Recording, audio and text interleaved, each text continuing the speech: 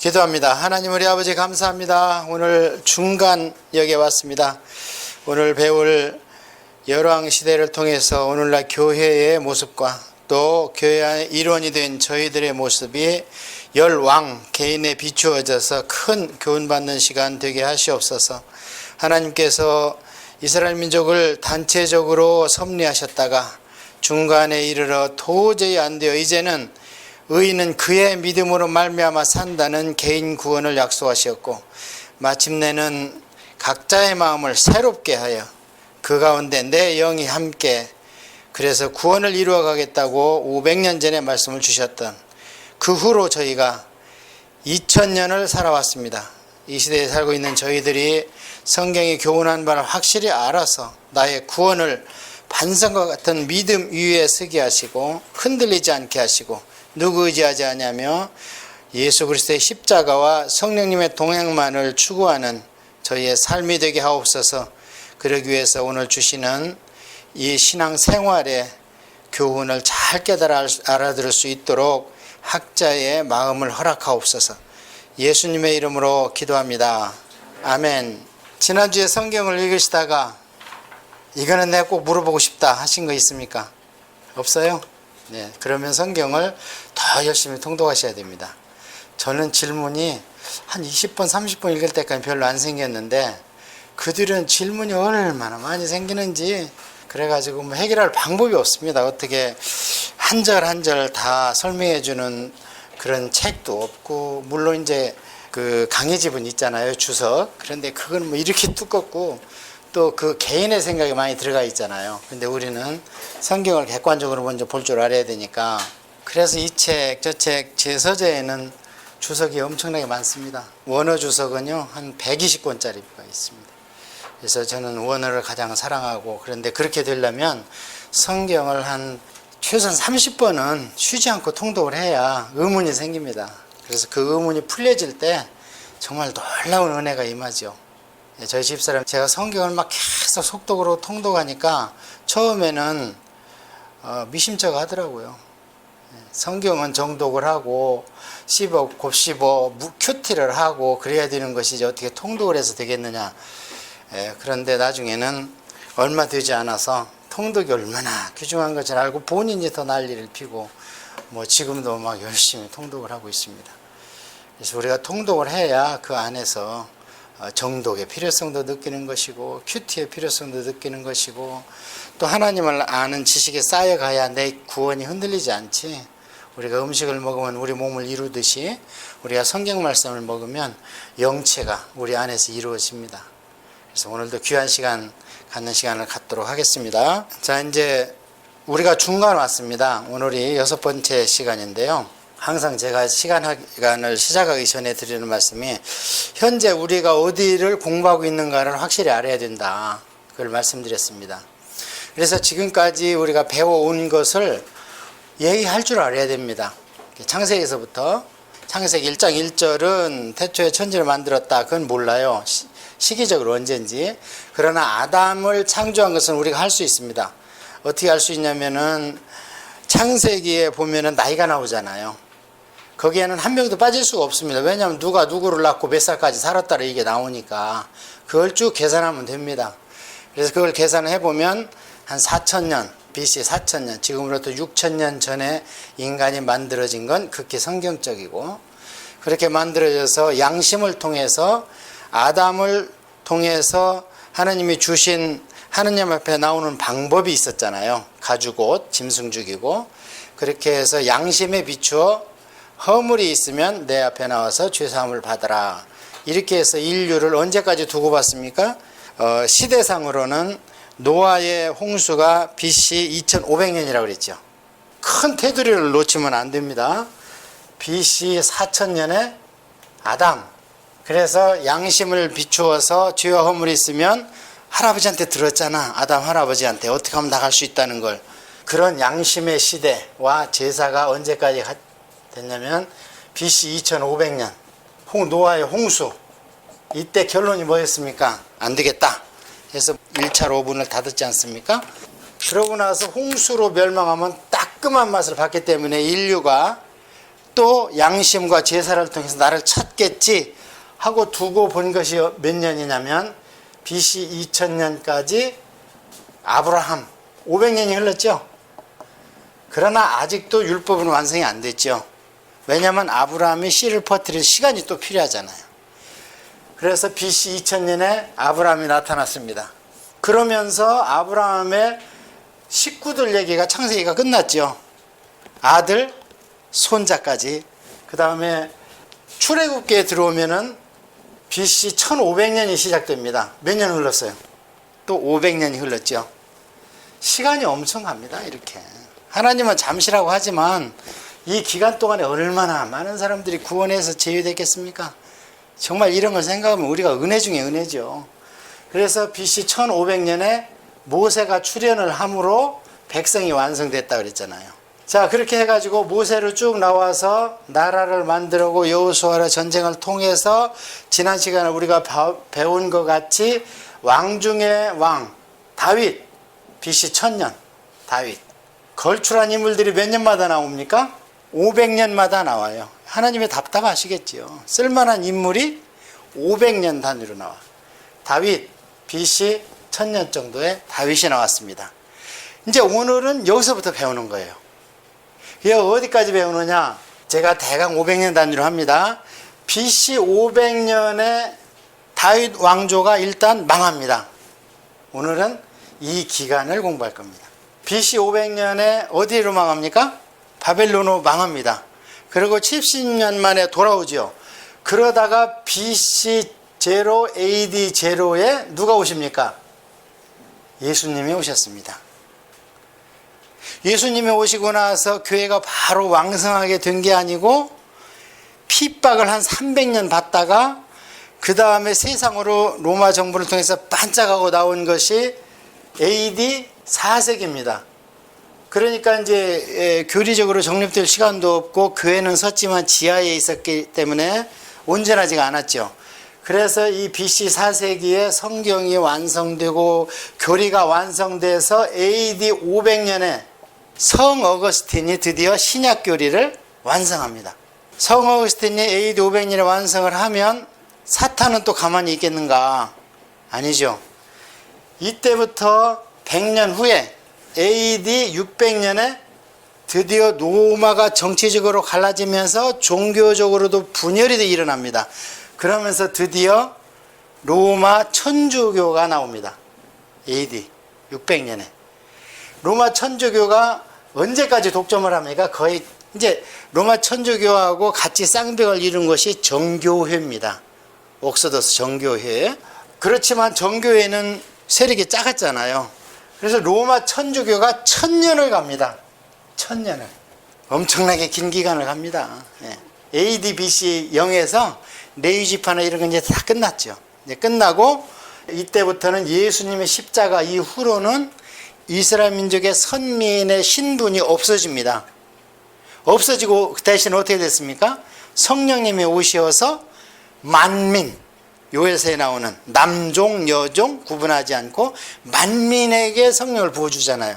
이것이 우리는 예사로 듣는데 구약을 우리가 공부해왔지만 성령 부음을 받는다는 게 기름 부음인데 구약에서는 다윗 같은 분, 모세, 예레미야, 엘리야, 엘리사 이렇게 하나님의 걸출한 종들만 기름 부음을 받았는데 신약 용어로 기름 부음이 성령 충만, 성령님이 우리한테 오시는 거란 말이죠.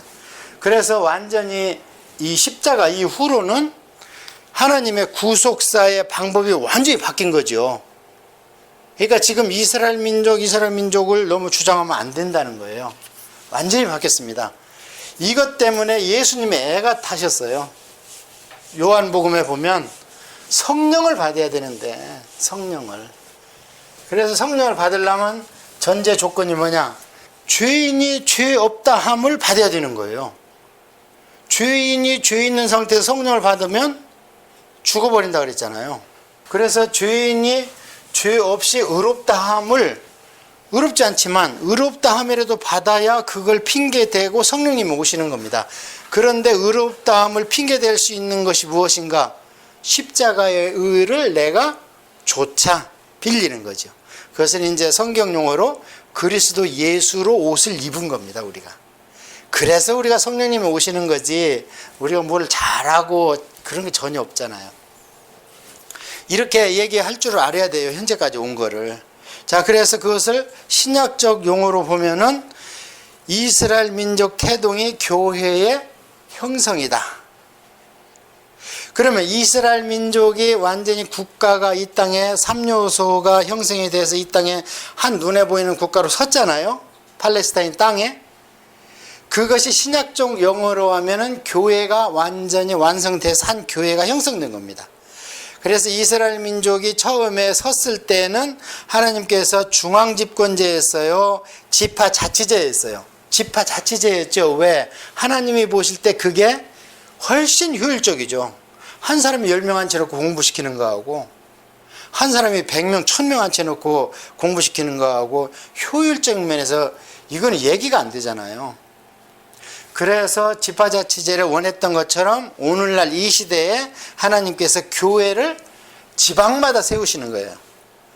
그러니까 구약에서도 지파자치제가 12지파로 나눠져 있었지만 하나님 눈에서 보면 한 국가였어요. 12국가였어요. 그게 하나님 눈에서는 한 국가였죠. 한 국가 밑에 12지파가 있었는데 너무 오랫동안 12지파가 나름대로 독립적 생활을 하다 보면 하나님의 법인 레위기가 달리 해석될 수 있으니까 7년에 한 번씩은 다 모여라. 초막 가지고 와서 광야에서 말씀을 통독하자. 이게 모세의 유언이라고 그랬잖아요. 그래야지 교리가 통일되는 거예요. 근데 거기에 그때 참석자의 자격을 보면 유치원생도 데려오라는 거예요. 유치. 뭐냐면 글을 못 써도 엄마 아빠 말귀만 알아들으면 갖다 앉혀놓고 그 다음에 말을 알아듣는 외국인도 데려다 놓으라는 거예요. 그만큼 교리, 이 엑기스적인 성경 교리 통독, 이게 그렇게 중요하다는 겁니다. 그래서 뭐 평소에는 장로교, 감리교, 성결교, 순복음 얘기할 수 있습니다. 그러나 성경을 벗어나지 않기 위해서는 그 모든 정통적인 교단을 어우르는 교회 협의라든지 이런 모임이 있잖아요, 목사님들도. 근데 이상한 이단들은 거기에 낄 수가 없잖아. 그런 것처럼. 그래서 오늘부터 공부하는 가운데에서는 우리가 무엇을 배워야 되냐면, 자, 그렇게 하나님께서 각 지교회를 세우고 내 혼자 왕이고 내 국가다 이렇게 구약의 지파제를 했는데 결국에 다시 중앙 집권제를 했던 것은 누구의 뜻이었습니까? 그 방법이 안 되니까. 우리가 사사기를 봤지만 그 방법이 안 되잖아요, 전혀. 사사기의 핵심은 뭐냐 한 단어로 얘기하면 왕이 아니고 자기의 소견, 인간의 소견대로 행했다는 거예요. 그래서 사사기에 그 가장 처절하게 타락한 세 가지가 있잖아요. 삼손 사건, 레위인과 단지파 사건, 레위인과 베냐민 지파 사건. 그게 핵심은 뭐냐? 교육이 틀려먹었다는 거예요. 왜 레위인을 거기다 껴놨겠어요? 꼭 단지파 얘기할 때도 껴놓고 베냐민 지파도 얘기할 때 껴놨겠어요. 레위 지파가 교육을 담당해야 되는데 틀려먹었다는 거예요. 그것을 하나님이 말씀하고 싶었던 거예요. 사사기에서는 핵심이. 그것을 오늘날 우리가 적용하면 그렇습니다. 하나님은 완전하십니까? 완전하지 않습니까? 하나님은 완전하시죠. 완전하십니다. 이 완전한 하나님이 인간한테 계시라는 것을 통해서, 계시라는 게 이제 언베일 또는 리버레이션 이래가지고 커튼을 제낀다는 뜻인데요. 여기까지 오는 완전하신 하나님이 인간 개인까지 오는 단계가 있습니다. 하나님이 영이시니까 무엇로 와야 되냐면 말씀으로 오셔야 되죠. 그래서 구약에도 레위기라는 법을 줬고 말씀을 안 들으면 선지자를 통해서 그때 주실 말씀을 주셨잖아요. 그래서 말씀으로 우리한테 오시는 겁니다. 이게 헬라어 철학적 용어로 로고스, 이렇게 이 방법분이 표현할 방법이 없습니다. 그래서 로고스라고 그러는 거예요. 그래서 이 말씀으로 오셨는데 레위기로 오셨잖아요. 레위기로. 그래서 레위기로 왔는데 레위기도 교리적인 측면이 있으니까 나중에는 이제 이 레위기가 정말 인카네이션 한 분이 예수님이시죠. 왜냐하면 레위기에 하나도 조척이 안 됐다고 하니까 레위기를 다 이루었다 이거죠. 다 순종하시고. 그래서 완전한 인카네이션, 그래서 말씀이 육신됐는데 그 말씀이 레위기가 육신이 됐다 이 말이죠. 자, 이게 말씀까지는 그럼 완전해요, 안 해요? 지금 우리 보니까 말씀까지 완전합니다. 그 오늘날 우리로 얘기하면 신구약 성경이 완전하게 인간의 지성이 미치는 범위 내에서 완전하게 하나님께서 리벌레이션 확 열어주셨어요. 계시하셨어요. 자, 그러면 이 말씀이 성도들한테 오기 전에 누구한테 맡겨졌습니까? 구약에는 레위인한테. 오늘날은 누구한테 맡겨졌습니까? 오늘날은 목사님들한테 맡겨진 겁니다. 자, 그러면 이제 이때는 제사장이 레위인들 공부시키고 레위인이 평민을 공부시켰는데, 오늘날은 이 성경 말씀을 목사님들 교육시키는 데가 어디입니까? 신학교죠, 신학교. 그렇잖아요. 말씀이 신학교를 통해서, 목사님을 통해서, 그 다음에 우리 백성들한테, 성도한테 온다 이 말이죠. 이 말씀, 온전하신 말씀, 온전하신 하나님이 백성한테 온전하게 전달되려면은 이 단계에 이물질이 끼면 돼야 안 돼요. 신학교나 또는 목사님한테 이물질이 끼면 원래 액기 쓰인 성경 말씀에 오점이 생기죠. 오류가 생길 수 있습니다. 이해하시죠? 예. 거꾸로 이걸 얘기하면 백성이 지금 방자다 이 말이에요. 그럼 백성을 고치려면 1차적으로 누가 바로 써야 돼, 말씀에? 성도가 제대로 신앙생활을 하려면 1차적으로 그 성도를 담당하고 있는 목사님이 극히 성경적으로 말씀을 배우고 습득하고 가르쳐야 되겠죠. 그렇다면 이 목사님을 다시 픽스하는 데는 어디예요? 신학교예요. 그렇잖아요. 신학교가 그런데 어떤 오류를 범하고 있는데, 신학교가 거가 수정이나 정정이나 픽스가 안 되면 장차 목사님이나 성도한테 소망이 있어요, 없어요? 소망이 없습니다. 그래서 신학교가 중요한 거예요. 이해하셨죠? 이 흐름을. 우리가 원하는 것은 우리가 잘못 배워서 나중에 하나님한테 야단 맞든지, 심지어는 구원에서 제외돼서 지옥을 가더라도 하나님께서 책임을 누구한테 묻느냐? 개개인한테 묻는다는 겁니다. 자, 예수님 뭐라고 그랬습니까? 소경이 소경을 인도하면 따라간 사람이 정상참작이 된다고 합니까? 아니면 같이 구렁텅이에 빠진다 그래요? 같이 빠지는 겁니다. 같이. 그래서 더군다나 신약 성도는 제사장이기 때문에 성령님이 우리 안에 와 계시기 때문에 우리가 열심히 공부하면 성령님이 우리한테 생각나게 해주신다고 그러잖아요, 예수님이. 제자들이 IQ가 별로 촌 사람들이라 좋지도 않은데 어떻게 그렇게 예수님하고 3년 동안 공부한 거를 다 기록했습니까? 성령님이 생각나게 해주신다 그랬잖아요, 예수님이. 그래서 이분들이 성령님의 감동을 받아서 기록했기 때문에 세세한 것까지 다 기록된 겁니다. 사복음서에. 이해하셨죠?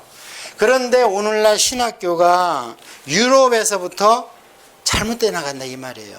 하버드, 예일, 또 그 영국에 있는 옥스퍼드, 캠브리지 이런 데가 무엇로 시작했습니까? 대학이 처음에 신학교입니다. 다 그게. 신학교로 시작했으면 신학교로까지 가야 되는데 신학교로 시작해서 명성을 얻으니까 과를 자꾸 만들어. 인문학 과를. 철학도 만들고 과학도 만들고 그래가지고 종합대학이 됐잖아요. 그런 현상이 영국에 맨 먼저 일어났고 미국이 그래가지고 예일 안 되고 하버드 안 되고, 그러니까 자꾸 신학교가 뜻 있는 목사님들이 다시 학교를 만들고 다시 학교를 만들고 이렇게 된 겁니다. 한국은 어떻습니까? 한국도 한 총회 교단에서 신학교를 만들었다가 지금 어떻게 전부 종합대학 됐습니다. 한국도. 종합되게 되면 그 안에서 신학만 가르쳐지는 게 아닙니다.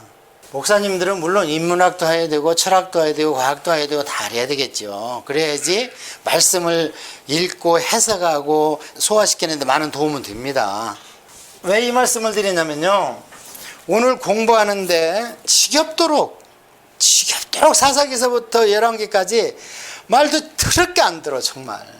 그래 마침내 망하잖아요.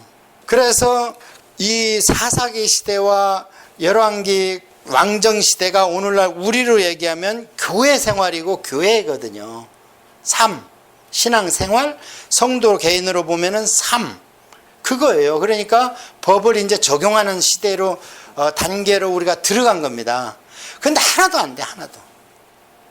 그래서 우리가 여러분이 열왕기를 딱 통독하다 보면요, 그나마 율법 얘기하고 절기를 지켰다 얘기 나오면 그 왕은 하나님 이뻐합니다. 조금만 하면은 세상에 왕이 돼가지고 다른 사람 포도밭을 뺏었는데, 뺏으면 안 되잖아요, 율법에. 각 지파 거를 뺏고 탐내면 안 돼요. 그러니까 그 나봇이 안 됩니다, 이거는 절대. 우리 조상한테 받은 거기 때문에.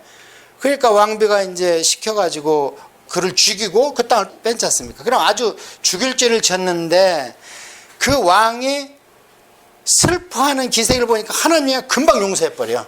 이게 아버지 마음이잖아요. 야! 그러면서 그 엘리야한테 자랑합니다. 봤냐? 아합 왕이 그 회개하는 거 봤냐? 그렇게 회개했다. 그러니 내가 못 죽이겠다, 걔 대해서는. 막 이런 얘기를 한다고요. 그게 아버지의 마음인데 결론은 이스라엘 민족이나 이런 결론은 결국에는 멸망으로 갈 수밖에 없었던 것은 교육이 안 됐다는 거예요. 구약은 레위기 교육이 안 됐다는 거고 신약은 신약 성경 교리 교육이 안 됐다는 겁니다. 이게 굉장히 무서운 결과예요. 그러고 우리가 요한계시록은 아직 이루어지지 않은 일을 얘기하는데 결국 요한계시록은 이 땅을 멸망시키는 얘기거든요. 그런데 그 핵심에는 두 번이나 하나님이 뭐라고 했냐면 교회가, 성도가 세상을 이기지 못한다 그래요. 그러니까 교회가 세상에 영향을 줘야 되는데 세상이 자꾸 교회에 영향을 주니까 하나님 입장에서 보면 구원 받는 숫자보다 지옥 가는 숫자가 많으니까 그냥 문을 닫아버리는 겁니다. 요한계시록이. 그렇게 문을 닫고 이 물질의 세계를 끝내는 것이 요한계시록입니다. 그렇다면 오늘 우리가 공부할 이스라엘 백성의 그 국가라는 단체가 결국에 바벨론으로 가서 망하는 것, 그것이 신약시대 교회가 결국 이 모양으로 가다가 사단의 세력을 이기지 못함으로 교회의 문을 닫게 됩니다. 닫을 때 이제 예수님께서 하늘에 강림하셔서 휴거시키시고 마지막에 이 땅을 멸해버리고 한번 또 제3세대로 싹수가 있을까 하고 허락하는 게 천년왕국입니다. 천년왕국 후에 사단을 또 살짝 내보내니까 또 다 그걸로 쓸려가. 그러니까 도저히 안 되겠다 싶어가지고 하늘에서 불이 내려와서 살라버리고 우리는 영적 세계로 들어가는데 이것은 뭐 마태도 그렇게 얘기했고 베드로도 그렇게 얘기했고 요한계시록을 쓴 사도 요한을 통해서도 그렇게 말씀하셨으니까 이건 영락없는 장래의 일이죠. 너무 겁먹을 거 없습니다. 왜냐하면 우리는 이미 구원 받았기 때문에 그런 일이 없다면 우리가 슬퍼해야 됩니다. 요한계시록 같은 멸망의 일이 없다면요 우리가 슬퍼해야 돼요. 우리 믿음이 뭡니까? 이해하셨습니까? 무슨 얘기인지 이해했죠? 우리는 요한계시록을 보면서 벌벌 떨고 그러면 안 됩니다. 요한계시록을 사도 요한이 요한계시록은 사탄의 멸망시키는 사탄의 멸망기다 그렇게 말씀을 하시니까요. 자, 이제 솔로몬 얘기부터 또 하겠습니다. 우리가 이제 사사기를 넘어와서 그 다음에 이 과도기가 있었는데 이분이 사무엘이었다. 그 다음에 이제는 국가로 가자. 이제 사사기 집하지 안 된다. 중앙집권제로 가자. 했을 때 왕정이 시작된다. 근데 왕정은 크게 사울 단일왕이었었고 다윗 2대 왕이 단일왕이었고 3대 단일왕이 솔로몬이었다. 그런데 각각 40년씩 짧은 세월 아니죠. 40년씩 왕을 역임을 했습니다. 이게 왕정이었습니다.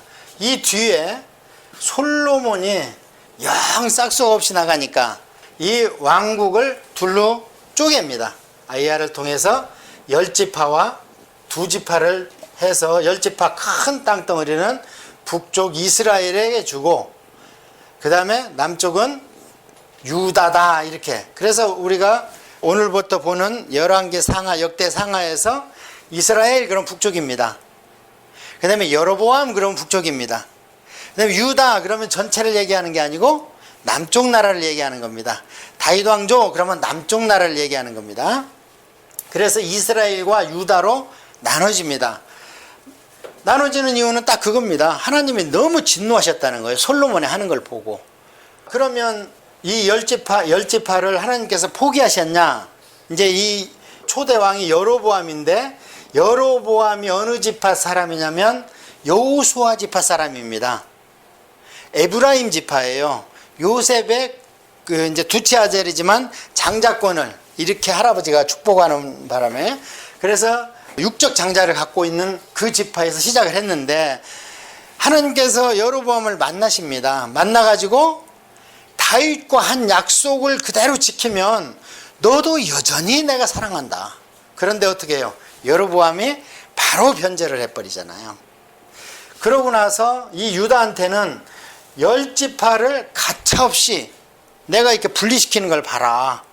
나는 공이라는 게 있다. 사랑만 있는 게 아니고. 이게 잘못은 반드시 내가 죄를 정하고 책임을 묻겠다. 그렇게 하면서 계속 이 거울 본보기로 유다 지파한테 워닝을 하지만 역시 말을 안 듣습니다. 이유는 한 가지예요. 배부르고 등따숩게 되니까 하나님을 멀리하는 겁니다. 그래서 이게 언제냐면은 BC 930년경입니다. 930년. 그래서 북쪽 열지파도 계속 하나님 말씀을 안 들으니까 하나님께서 얼마를 두고 보느냐? 200년을 두고 봅니다. 그러면서 선지자를 계속 보내요. 그래서 여기에 보낸 대표적인 선지자가 누구냐면 하나님 말씀을 받아서 인간의 언어로 선포하는 게 선지자예요. 그러니까 하나님입니다. 말하자면 그 입에서 나오는 말씀이. 그래서 여기에 대표적인 선지자가 우리가 잘 아는 엘리야, 엘리사. 그렇게 센 선지자와 능력자가 나타났다는 얘기는 그만큼 악한 놈들도 세다는 겁니다. 예. 그래서 200년을 두고 보다가 안 돼서 북쪽 오랑캐 아수르를 데려다가 멸망시켜버리죠. 멸망시켜버리면서 유다한테 또 워닝을 합니다. 봐라, 잘해야 되겠지? 너희들 여기 멸망시켰는데 너희들 지금 하는 거 보니까 북쪽은 내가 괜히 멸망시켰다는 생각이 든다. 너희들 죄악에 비하면 이건 아무것도 아니다. 근데 너희들은 내가 멸망을 못 시키는 이유는 다윗하고 한 약속 때문에, 그리고 창세기의 여자의 후손 약속 때문에 내가 그 연줄을 끊지 못하는 것이다. 이렇게 말씀을 하십니다. 그러면 이 밑에 두 지파인 유다 왕조, 다윗 왕조, 메시아 왕조가 정신을 바짝 차려야 되는데 그렇지를 못하고 150년 하나님을 두고 보는데 계속 여기도 싹수가 없이 가니까 결국에 청송가못으로 보내버려요. 그러니까 여기는 350년 지속된 거죠. 그때쯤 됐을 때는 이 아시리아는 이미 망했습니다. 바벨론한테. 왜 망했냐면 북쪽의 열지파를 손만 보라고 그랬는데 완전히 죽여버렸어요. 그냥 죽였다는 얘기는 북이스라엘을 침략한 아수르가 인구 분산 정책을 썼습니다. 스탈린처럼. 왜냐면 그 제국에서는 그게 마음이 편하거든요. 이 짝 사는 사람 일로 데려다 심어놓고 이 짝 사는 사람 저 짝 갖다 심어놓으면 연고가 없고 서로 힘을 못 쓰잖아요. 그래 아수르가 인구 분산 정책을 썼어. 하나님 입장에서 보면은 내 자식을 그냥 손만 보랬는데 죽여버린 거예요. 너무 세게 쳤다는 거예요. 성경에 보면. 그래서 이 아수르를 치기 위해서 바벨론을 일으켰습니다. 하나님께서. 그래서 바벨론을 일으켜서 북이스라엘을 멸망시킨 아수르를 멸망시켰습니다. 그러고 나서 그러니까 바벨론이 얼마나 커졌겠습니까? 자기 본나라도 있는데 또 아수르 같은 제국을 먹어버렸으니 이거는 뭐 완전히 그래가지고 그 바벨론 아수르보다 더 흉측하고 엄청 힘이 세죠. 거기를 시켜서 유다를 70년간 꼼짝 못하게 그냥 바벨론 자기 수도로 이전시켜서 그 다음에 이제 없앨 수 없으니까 형량이 70년 감옥이었거든요. 70년 온도를 해서 하나님께서 센텐스를 예레미야서의 25장에 너희들 내가 계산해 보니까 70년 살아야 되겠다 가서. 그래서 70년이 차니까 만기 출소해서 다시 돌아온 것을 우리는 포로 귀환이다 이렇게 얘기를 합니다. 자 그러면 이제 잘했어야죠. 제일 뜨끔한 맛을 봤잖아요. 그런데 돌아와서 바로 20년 만에 다시 옛날로 돌아갑니다. 다시 옛날로 돌아간다는 얘기는 하나님의 레위기 말씀을 잘 지켜서 구원을 유지하는 게 아니고 그냥 발로 하나님의 제단만 가고 제물 바치라는 애가 그냥 눈 빠진 거, 귀 먹은 거, 뭐 절름발이 이런 거 갖다가 하나님 잡수세요 하고 잡아주겨 자기가 쓸모없는 것만, 그게 말락입니다. 그래서 하나님께서 말씀하시기를 야, 안 되겠다, 너희들이 더 혹독한 맛을 봐야 되겠구나 해서 호세아서 5장에 나오는 말씀대로 별거하자. 하나님이 결혼한다 그랬잖아요. 호렙산에서 별거하자. 그 얘기를 호세아서 5장에서는 뭐라고 표현을 하셨냐면, 너희들이 영 말을 안 들으면 나는 나 있는 곳으로 돌아가겠다 그럽니다. 그게 에스겔서에 아주 잘 나와 있습니다. 하나님 돌아가시는, 성전에서 떠나서 영광이 문지방에 있다가 성전 꼭대기에 있다가 감람산 위에 있다가 동편하늘로 가십니다. 제가 왜 이렇게 장황하게 설명하냐면, 떠나는 남편의 마음이 그렇게 아팠다는 거예요. 내가 없으면, 이스라엘 민족은 하나님께서 자기 부인이라고 그러잖아요. 내가 없으면 저게 세상 사내들한테 얼마나 짓밟힐 텐데, 그래도 정신을 못 차리니까 내가 떠나 있어야 되는데, 그래야지 나를 그리워하고 하나님 어서 오십시오, 메시아는 언제 오십니까 할 텐데, 그 떠나 있는 400년간을 생각하니까 너무 안타까운 거야, 남편 마음이. 그렇지만 훈련 목적상 안 갈 수가 없는 거예요. 그게 에스겔서에 잘 나와 있습니다. 너무너무 하나님께서 그냥 안타까워가지고 영광이 지성소에서 나와가지고 성전 문지방에 머물고 계셔. 그러더니 성전 꼭대기에 가서 머물고 계셔. 그러더니 그 감람산 꼭대기에 가서 또 머물고 계셔. 그러더니 할 수 없이 동편으로 하나님이 떠나신 것이 말라기 이후에 세례 요한이 오기까지 400년의 별거 기간입니다. 별거 기간 때문에 무슨 일이 일어났느냐? 밑에는 애굽이라는 큰 나라가 있었고 위에는 큰 나라가 있었는데, 그 두 나라가 서로 전쟁을 하면서 이스라엘 땅을 짓밟아요. 왜냐하면 지금처럼 어떻게 비행기 가는 거 아니고 전부 보병 아닙니까? 그리고 뭐 그 당시에는 식량이나 물이나 여자나 이게 동반이 허락이 안 됩니다. 모든 게 죽으라고 싸우고 차지해서 먹고 살고, 남자들은 거기서 정욕 해결하고, 이렇게 다 현지에서 조달하는 게 옛날 전쟁이었습니다. 그렇다면 가장 큰 피해자 누구였겠어요? 위에서 바벨론이나 페르시아가 쳐내려오고 로마가 쳐내려오고 할 때 거치는 땅이 유대 땅이에요. 이스라엘 땅이에요. 그리고 밑에서 이제 어떻게 하다가 또 이집트가 위에를, 시리아를 쳐들어가는 게 또 어디를 지나가나 또 예루살렘을 지나가는 거예요. 그러고 나중에는 그냥 로마가, 예수님 시대에는 갑자기 로마가 나타나잖아요. 로마가 그리스가 있어가지고 마게도니아 그 짝으로 힘을 처음에는 못 폈어요. 너무 아직은 세고 있으니까. 그래서 에집트부터 쳐가지고 에집트에서 딱 차지하고 있었어. 그래서 이 에집트에 차고 있던 로마, 그 다음에 위에 있던, 아직도 남아있던 그 시리아에 있던, 터키에 있던, 그리스에 아직도 북쪽에 남아있는 알렉산더 휘하에 있던 셀주크라는 왕국, 그 셀주크가 이제 터키가 된 거예요. 또 둘이 붙어. 그럼 또 어디가 초토화됩니까? 또 모든 게 현지 조달이니까. 그래서 또 그 아무것도 먹을 거 없는 평야냐고, 이스라엘 평야 그거 하나 있는데 그것도 다 뺏기는 거예요. 다. 몇 년 동안을? 400년. 근데 그 두 나라 전쟁을 몇 년 했느냐? 150년. 지구의 역사 이래로 제일 긴 전쟁이 시리아 전쟁이에요. 150년 시리아 전쟁. 그런데 그 전쟁터가 어디냐? 이스라엘입니다. 이스라엘. 하나님이 내 장남이라고 하는, 장자라고 하는 이스라엘 땅이었습니다. 그런 것을 얘기하고 있는 것이 성경이라는 거예요. 이제 어느 정도 오늘 공부할 걸 감을 잡으셨을 겁니다. 그러니까 위 북이스라엘은 BC 930년에 해서 200년 동안 20명의 왕이 있었다. 남쪽 유다 다윗 왕조는 350년간에 또한 20명의 왕이 있었다. 그 정도로만 알고 계시면 아주 좋은 겁니다. 뭐 19명이 이렇게 계산하는 방법도 있는데 그런 거 알 필요 없이, 위에는 200년 20명의 왕, 남은 하나님께서 150년은 더 유예 기간을 두어서 350년 동안 계속됐는데 20명의 왕이 있었다. 그러다 결국에 둘 다 망했다. 위는 완전히 안개처럼 흩어졌고, 밑에는 그나마 70년 감옥 속에 갔다가 바벨론에서 다시 만기 출소해가지고 귀환을 했다. 그래서 성전을 다시 복구했다. 이렇게 알고 계시면 됩니다. 그런 맥락을 알고 계시면 되고요. 우리가 중요한 것은 왕을 외운다든지, 예? 또는 뭐 그 사람 이름을 외운다든지, 이 사람 라스트 네임도 없어요. 그러니까 맨날 누구의 아들 이렇게 나오잖아요. 안 그러면 그 이름이 똑같으니까. 성경 공부 웬만히 해서는 잘 몰라. 막 예레미야가 여기도 나왔다 저기도 나왔다 막. 그래서 누구의 아들 요걸 봐야 돼. 오늘 공부할 왕정기가 복잡은 해요. 그런데 줄기만 딱 잡으면 돼요. 뭔 줄기를 잡으면 되냐? 무슨 죄를 지면 하나님이 야단치냐, 또 무슨 일을 하면 하나님이 기뻐하시고 그에게 복을 주시고 능력을 주시냐, 이걸 보시면 됩니다.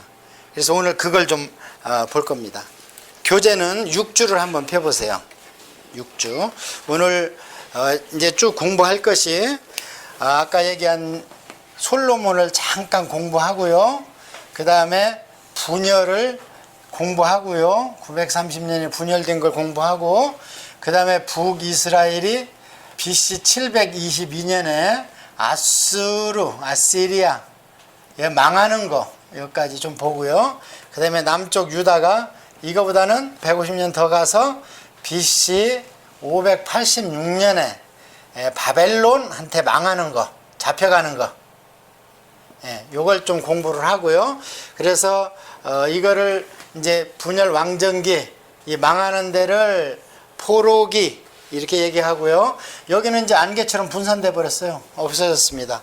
그 다음에 여기는 하나님의 그 다윗 왕조고 예수님의 족보고 메시아의 족보이기 때문에 명맥은 유지를 해주죠.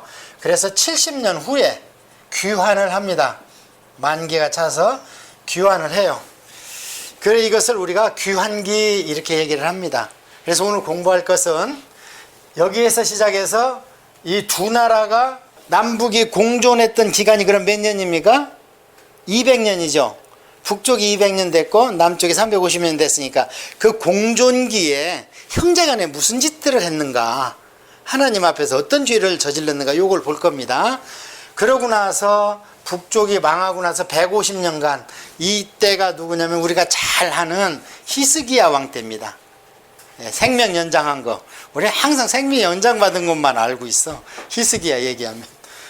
어떤 분들은 히스기야를 가지고 박사 논문을 쓰는데 우리는 얘기하라고 그러면 생명 연장 받았잖아, 이것만 알고 있어요. 역사적인 인물입니다, 히스기야가.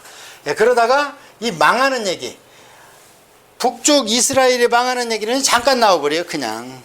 왜냐면 남쪽 때문에 망하거든. 남쪽이 오랑캐를 불러들이니까 저놈 좀 한번 죄박아 주시오 했더니 와서 그냥 죄박아 버렸거든. 그래 망했다는 거예요. 그 다음에 이 남쪽은 이 망하는 얘기가 길게 나옵니다. 왜냐면 하나님께서 웬만하면 자꾸 유예시켜 주거든요. 웬만하면 빨리 정신 차리라, 돌아와라 이렇게 하고. 그런데 안 돼. 그래서 할 수 없이 나중에 시드기야 왕 때 BC 586년에 바벨론에 잡혀가는 이야기. 그래서 이것도 1차, 2차, 3차 망하고 나서 또 4차 이렇게 여러 번 잡아가요. 기회를 많이 준 겁니다. 그렇잖아요. 1차 잡아가, 2차 잡아가, 3차 망해. 이게 각각 10년의 텀이 있습니다. 10년이 짧습니까? 아니잖아요. 10년의 텀이 있으니까 정신 차리면 다시 나라가 안 망하고 하나님이 유예시켜 줄 수 있잖아요, 또. 자, 이렇게 해서 이제 망해서 여기 70년 동안에 무슨 일이 있었는가? 그게 에스더서입니다. 망해서 바벨론에서 무슨 일이 있었는가? 그게 에스더서입니다. 그러고 나서 돌아오는 얘기가 에스라, 느헤미야, 이 두 책입니다. 에스더가 뒤에 있지만 사건적으로는 이제 앞에 있다, 느헤미야. 그 다음에 돌아온 뒤에 느헤미야와 에스라와 같은 엄청난 분들이 와서 나라를 다시 복원하고 나라 체제를 정비하고 제사를 완비하고 성전을 다시 재건하고 성벽을 쌓고 했는데, 그럼 어떻게 됐느냐? 20년 후에 그 상황을 기록한 게 말락입니다. 그분들도 돌아가셔야 되잖아요, 사람이라. 돌아가시고 한 20년 후에 그때 종교적 정치적 상황이 어땠느냐 한 것을 기록한 게 말락입니다.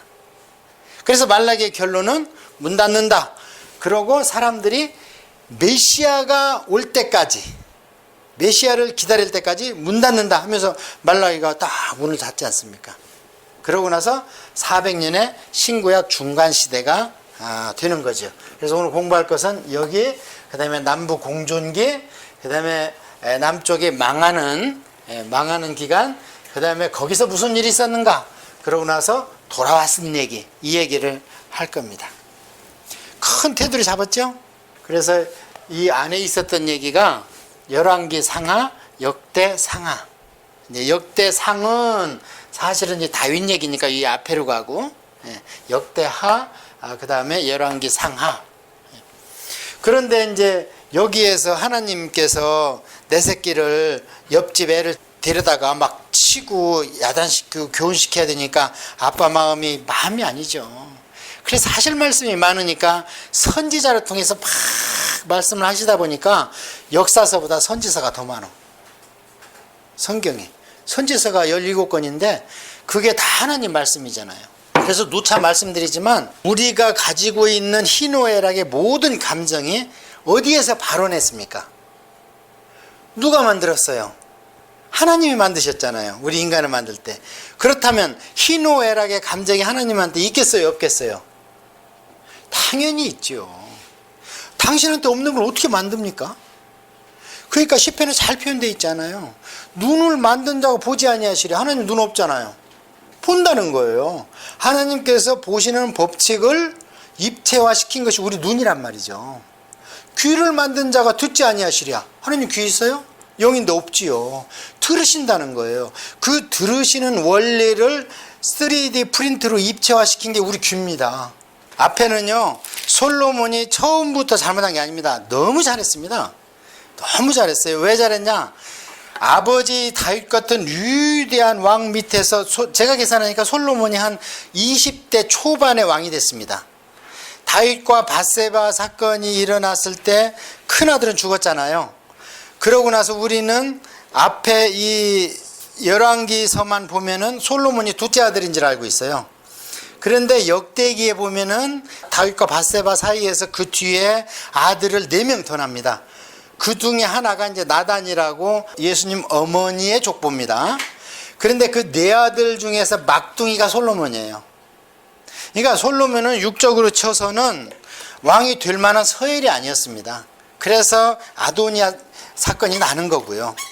자, 열왕기 상에서부터 솔로몬 얘기가 시작되는데 앞에는 뭐 잘 하고 있으니까 막 하나님께서 꿈에도 나타나시고 뭐 이렇게 하시고 1장에 이제 열왕기 1장에서는 아직 다윗이 살아 있죠. 상 1장에서는. 그러다가 그 아도니아가 왕자의 난을 일으켜서 지멋대로 왕을 하려고 그러니까 나단 선지자와 함께 이제 밧세바가 솔로몬을 왕을 시키고 그다음에 천하의 호걸이었던 다윗인 줄 알았는데 나중에 임종직 자네는 솔로몬을 왕을 시켜놓고는 데려다가 살생부를 주죠. 그게 우리하고 똑같다는 겁니다.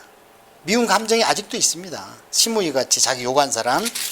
자, 그렇게 하고 나서 솔로몬의 영화가 계속됩니다. 영화가 계속되다가 솔로몬이 성전을 건축하고 하나님께서 어디에서 딱 마음이 변하시냐면 11장 10장까지는 솔로몬의 영광입니다. 거기까지는 잘했어요. 그리고 이제 자리를 딱 잡았어요. 11장을 정점을 해서 솔로몬은 완전히 쇠퇴입니다. 그런데 우리가 생각할 때에 솔로몬의 부귀 영화가 쇠퇴한다 이렇게 생각하시면 안 돼요. 그건 더 번창합니다. 뭐가 쇠퇴하냐? 영적으로 쇠퇴한다는 거예요. 왜 쇠퇴를 하는가? 1절입니다. 11장 1절 열왕기 상. 이게 이제 제일 중요해요. 왜 하나님께서 나라를 쪼갰는가? 솔로몬 왕이 바로의 딸 위에 이방의 많은 여인을 사랑하였으니 곧 모함과 암몬과 에돔과 시온과 헷 여인이라. 여호와께서 일찍이 이 여러 백성에 대하여 이스라엘 자손에게 말씀하시기를 너희는 그들과 서로 통혼하지 말며 그들도 너희와 서로 통혼하지 마라. 그들이 반드시 너희의 마음을 돌려 그들의 신을 따르게 하리라 하셨으니 솔로몬이 그들을 사랑하였습니다. 왕은 후궁이 700이요 첩이 300이라. 몇 명입니까? 1000명입니다. 그런데 솔로몬이 이들을 사랑해서 그랬느냐? 아니라는 정략기론한 겁니다. 그래서 솔로몬 왕이 맨 처음에 계속 나오는 게 누구냐? 애굽의 공주를 데려왔다는 거예요. 옛날 같으면 엄두도 못 내죠. 어떻게 이스라엘이 종노릇하던 제국의 딸을 내 부인으로 데려옵니까? 예, 그 정도로 했다는 거예요. 자, 열왕기 상 11장 9절 솔로몬이 마음을 돌려 이스라엘의 하나님 여호와를 떠남으로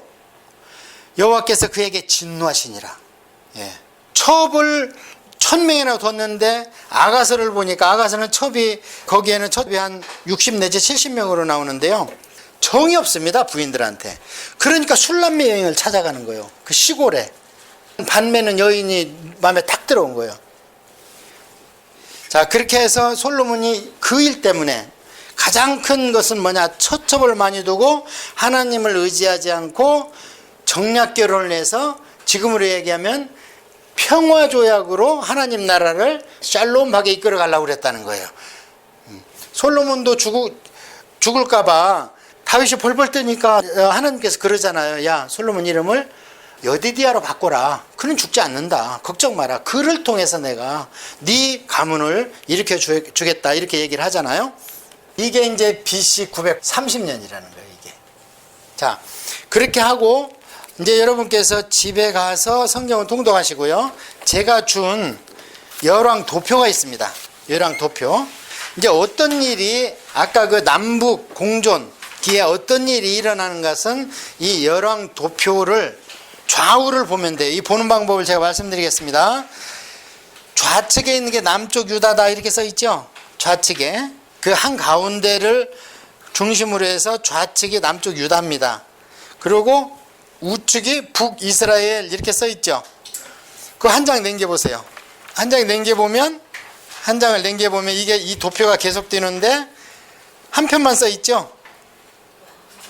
거의 한 편만 써 있죠. 그러니까 북이스라엘은 일찍이 망했다는 거잖아요. 아까 얘기한 대로 한 200년 가다가 망했다는 거고, 그 길게 된 게 한 150년이 더 계속됐다 이렇게 보시면 됩니다. 자, 왕의 이름은 여러분이 그 일부러 외우려고 할 필요는 없고요. 제가 설명하는 죄악의 형태, 왜 하나님 이걸 싫어했고 그때 이제 그 선지자들을 통해서 하나님이 어떤 마음을 전해줬는가를 오늘 전해드릴 거예요. 그러고 나서 다음 시간에 선지서를 할 겁니다. 선지서를 하면 하나님의 희노애락의 감정이 다 드러납니다. 신약에는 안 나옵니다. 이런 감정이. 왜 안 나오냐면 예수님의 십자가 때문에 안 나와요. 다 덮어놨어요. 예수님의 십자가가 너무 커가지고. 자, 그래서 그 남쪽 유다 그 좌편을 보면은 1, 2, 3, 4가 쭉 세로로 써 있죠. 그게 1대, 2대, 3대, 4대 왕입니다. 그 다음에 나와 있는 게 아비야, 아사, 여호사밧, 여호람, 이게 왕의 이름입니다. 남쪽 나라 왕의 이름이에요. 그런데 어떤 것은 굵은 글씨로 돼 있고 어떤 것은 일반 글씨로 돼 있죠. 굵은 글씨로 돼 있는 왕이 앞에 제가 괄호치고 선 이렇게 써놨죠. 비교적 착한 왕이다 이런 뜻입니다. 거기까지 찾으셨습니까? 왕의 이름이 어떤 것은 일반 필체인데 어떤 것은 굵게 나왔잖아요. 괄호치고 선이라고 써 있는 게 있어요. 그게 선왕입니다. 그 다음에 나오는 게 이 왕에 대한 중요한 사건입니다. 그 당시에. 자, 그러고 그 사건 개요 다음에 나와 있는 게 그 왕이 주기 연대예요. 그건 별로 중요하지 않습니다. 그런데 그 칸에 중요한 게 있습니다. 쭉 내려오다 보면 오바댜 써 있죠. 또 내려오다 보면 요엘 이렇게 써 있죠. 찾으셨습니까? 그 다음에 내려오다 보면 이사야 이렇게 써 있죠. 남쪽 유다 왕조의 연도표 난에 선지자의 이름이라고 그래 써 있어요. 그게 선지자입니다. 그 당시에 그게 그 왕이 잘못하니까 선지자로 이렇게 얘기를 한 거고, 그 다음에 우측에 북이스라엘 돼 있죠. 우측에 북이스라엘이 처음에 나온 게 연대, 그 다음에 그 왕의 치적, 그 다음에 왕의 이름. 그런데 그 왕의 이름 괄호 속에 쿠 이렇게 써 있는 게 있죠. 쿠. 그게 쿠데타입니다. 근데 남쪽에는 쿠자가 하나도 없어요. 왜 없냐면 다윗 왕조에 족보해야 되기 때문에 다른 사람이 왕을 하면 안 됩니다. 거기에 보면 7대 왕이 아달랴인데 여기만 예외예요. 예, 그래서 아까 제가 20명의 왕 그랬는데 어떤 분들은 이 아달랴가 여자기 때문에 이 왕에 넣지 말자 해서 19명으로도 얘기를 하지만 넣어야 됩니다. 왜냐하면 여기 아달랴가 짧은 기간이 아니고 7년을 집권을 했는데 그러면 왕이 없던 시기가 돼버리잖아요. 그래서 통상적으로 왕으로 칩니다. 아달랴 여왕으로. 근데 이건 다윗 족보가 아닙니다. 우리 좀 이따 공부할 거예요. 자, 그리고 그 북이스라엘은 쿠자가 8번 써 있을 겁니다. 구됐다가 8번 나고, 그러면 왕조는 9왕조라는 거죠. 맨 처음 왕조가 있었고 뒤집고 8번 뒤집혔으니까. 그러니까 북이스라엘을 보면서 뭘 보면 되냐면 아주 세상적인 양육강식의 방법입니다. 여기는 북이스라엘은. 남쪽 유다는 하나님 섭리 안에 보존된 족보의 왕조고. 자, 이제 그걸 보시고 제가 쭉 그 성경 통독하면서 추려놓은 것을 설명드리겠습니다. 르호보암이 남쪽 유다 왕이 됐는데요. 르호보암이 그 아들 이름이 아비야입니다. 그래서 왕이 됐고, 여로보암은 아비야라는 아들이 있는데 죽어버렸어요. 왜 죽어버렸냐면, 나라를 비록 교육 목적상 내가 분리는 하지만 네가 다윗의 길로만 간다면 너에게도 동일한 복을 주겠다 그랬거든요. 그런데 여로보암이 가자마자 어떻게 했어요? 38선을 딱 그어버렸죠. 그어버리고 이 사람들이 이제 역대기를 보면 자세히 나와요. 남쪽으로 자꾸 남하를 해. 일사후퇴 때처럼. 왜냐하면 딱 가로놨지만 북쪽에 있는 사람들 가운데에서도 하나님을 경외하는 분들이 있겠죠. 그러면 남쪽에 성전에 갔다가 안 와버리는 거예요. 그러니까 신의주나 의주나 뭐 평양에서 서울 왔다가 안 와버리는 거예요. 그래서 그걸 막기 위해서 38선을 딱 쳐놓고, 그것만 쳐놓으면 백성들한테 핑곗거리가 없으니까 저 북쪽에 지금 낮은 선봉지구에다가 단을 하나 놔. 우상 금송아지 단을 하나 세워놓고, 밑에다가 베델에다가 또 금송아지 우상을 세워놓고, 이게 여호와니까 여호와서 제사하면 된다. 그러고 레위 지파는 전부 쫓아내버려. 여로보암 마음에 안 드는 거예요. 그래서 암송아지 2마리하고 뭐 새끼 염소 몇 마리 갖고 오면은 너 제사장에 하고 매관매직을 합니다. 그러고 우리가 공부했던 절기 7대 절기 있죠. 그 중에서 3대 절기는 굉장히 중요하다고 그랬잖아요. 그 중에서 제일 중요한 게 7월 달에 있습니다. 대속제일이 있고, 대속제일 있잖아요. 나팔절로 시작해서 대속제일을 지나다가 초막절, 장막절이 그때 있잖아요. 7월 달에. 그 절기를 한 달 미룹니다. 뒤로. 자, 그래서 성경에 보면 참 묘하게 표시가 되어 있습니다. 비슷하지만 아니라는 거예요. 한 달 미뤄놓고 절기라고도 재워놓고 하나님이라고 금송아지를 만들어 놔서 있을 건 다 있어. 그런데 실제로 보면 아니야. 그래서 우리가 비슷하지만 아닌 걸 한문으로 뭐라 그래요? 사이비. 유사하지만 그러나 비 아닐 비. 그래서 사이비 종교가 나온 겁니다. 그래서 여로보암은 사이비 종교의 교주, 일대 교주. 그렇게 하니까 그 아들이 똑같이 아비야인데 아들이 죽습니다. 자, 그렇게 하고 나서 이제 남쪽 유다의 아사왕이 아사왕은 처음에는 하나님 거기에 율법과 명령을 지켰다고 그랬죠. 그럼 하나님 복을 주시겠어요? 안 주시겠어요? 복을 주시죠. 하나님 복을 못 주셔서 안달이지. 이게 복을 주시다가 그 다음에 하나님께서 그 위쪽에 거기 아람에다가 한번 줄쳐보세요. 드디어 하나님의 몽둥이가 나타나기 시작합니다. 이제 말 안 들으면 위쪽에 큰 나라를 들고 몽둥이질을 할 겁니다. 정신 차리라고. 지중해가 이렇게 있고요. 이제 위쪽에 오랑캐를 그려야 되니까 이스라엘이 조그만하게 그릴게요.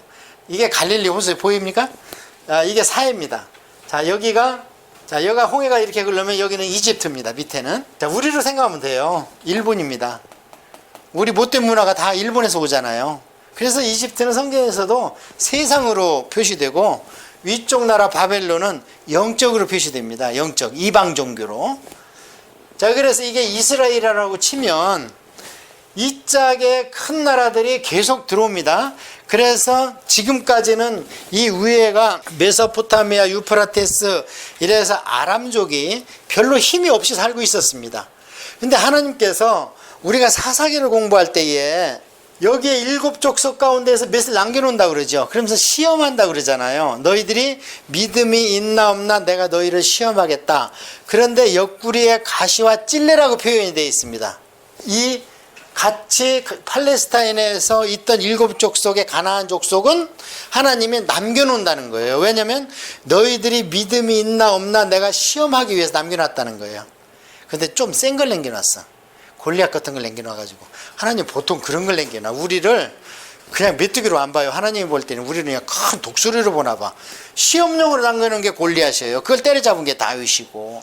그런데 나라가 커지고 점점 하나님의 말씀을 안 듣는 강도가 심해지니까 이제는 위쪽에서 또는 밑에서 외적으로 매를되는 거예요. 외적으로.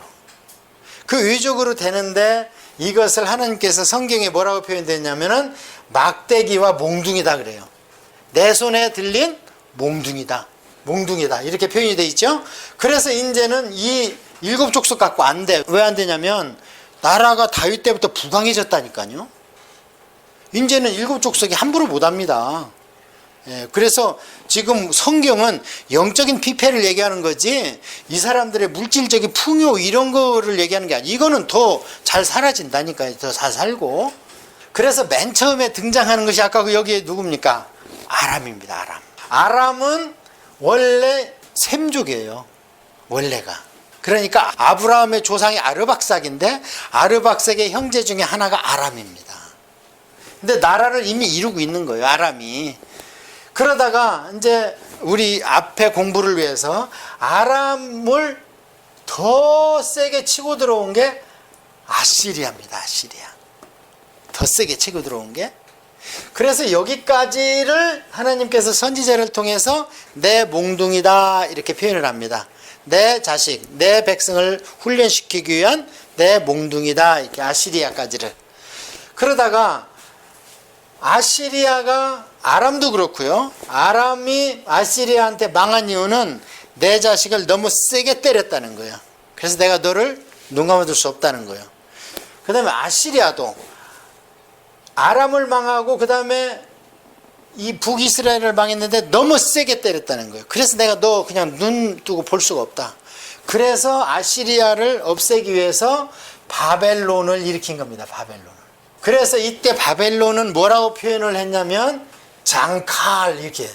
장칼이 뭐예요? 긴 칼이라는 거예요.